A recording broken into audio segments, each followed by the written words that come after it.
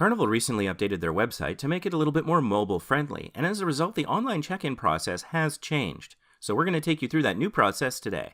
We're using a tablet to show you how to check in today so you can see its mobile dimensions.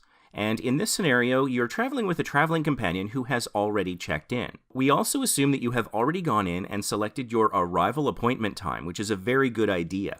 As soon as you book your cruise, see if you're able to select an arrival appointment so you can pick a time that works best for you. So your friend has already checked in, you've got your arrival appointment set up, but now it's time to do your check-in. So first you log into the site and begin the check-in process. First you're going to want to select yourself as the guest that's checking in, and you'll notice that it shows you an outline below your name and to the right of the process you're going to be going through. First you're going to want to enter your address, along with all the different information, including your postal code or zip code as relevant. You're going to want to enter your mobile number. You'll have to do this even if you've already logged into the Carnival website, but this is important so you can get text notifications if something interrupts your cruise. This service will not be used to advertise to you, and you can stop it at any time. Similarly, you will again have to enter your email address so that you can receive notifications about this cruise, for example, if there are changes to the itinerary. Next, you're asked for an emergency contact. This should be someone who is not traveling with you on this trip. Enter their first and last name, their mobile number, and their relationship to you. Next, you need to enter the country of citizenship and the country of residency for yourself from the drop-down boxes. Next, the website will ask you if you will be leaving the United States within 24 hours of the end of the cruise.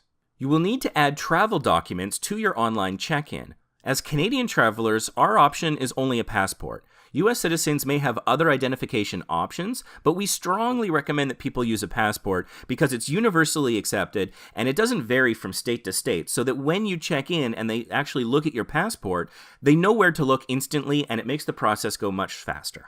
Next, you enter the document information for your identification. In this case, a passport, it asks for the document number, the country that issued it, and the date it expires. On the next screen, if you're traveling with other companions and they've already done their check-in, you'll see a summary of their travel plans. Now it's time to enter your travel plans, specifically how you'll be getting to the pier and how you'll be getting to the port of departure. It will ask you if you're flying into or out of this cruise. For the purposes of this demonstration, we're assuming that someone is flying both to and from the departure port. You'll be asked to enter the airline and your city of departure and your city of arrival, as well as your departure date and departure time. Please note that many departure ports are serviced by multiple airports in multiple cities, so it's important to indicate which one you're flying into. On the next screen will be a selection of different flights that match the schedule you've indicated. Find the flight number that matches your plans and select it. Now it's time to enter the flight information for your return trip home. Now you'll see a summary of your various plans to get to and from the port and your flights. Double check for accuracy and correct any errors. Next, you will confirm your arrival appointment. This is the time that you will be arriving at the port to board the ship. If you want to make changes, you can. Just be advised that the time that you want to switch to may no longer be available. Next is time to set up your onboard expense account.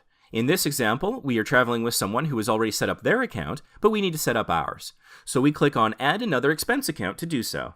You select your name from the drop-down box of Select Guest, click the checkbox for I accept the terms and conditions, and then enter either your credit or debit card information or indicate that you'll be creating a cash account when you arrive. Next it's time to select your dining preferences, either early or late or your time dining. If you have questions about these, check out our other videos on this channel where we explain the various benefits and drawbacks of those options. Next, you select your bedding preference.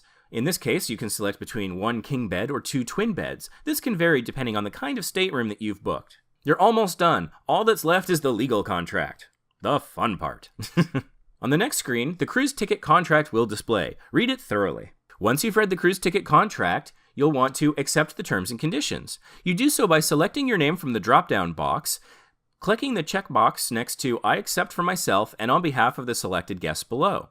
You'll have the opportunity to select the terms and conditions for both yourself and other people that you're traveling with if you have their permission to do so. Select all the names that apply and complete check-in. On the next screen, you'll have a pop-up that will give you the opportunity to add excursions at this time. This is not mandatory. On the next screen, you will see a revised check-in summary that now shows you've completely checked in for your cruise. Now you have the opportunity to view and print some important documents. On this screen, you have the opportunity to print 3 different kinds of documents. We absolutely recommend that you print your boarding passes. Carnival has begun accepting mobile devices as boarding passes, but we strongly encourage people to have a paper printout of their boarding pass just in case. Mobile devices can have errors, they can run out of power, and it can slow the process down some. Having a paper printed copy can ensure that you're going to get on the ship without any hassle and in a more timely fashion. If you're checking luggage, you can also print luggage tags in advance, and you can also print general information if you'd like to have it with you. Thank you for watching this online tutorial. If you found it helpful, please give the video a thumbs up to help other people find it.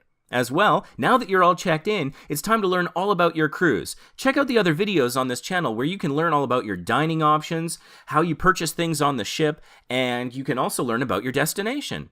Thanks for watching.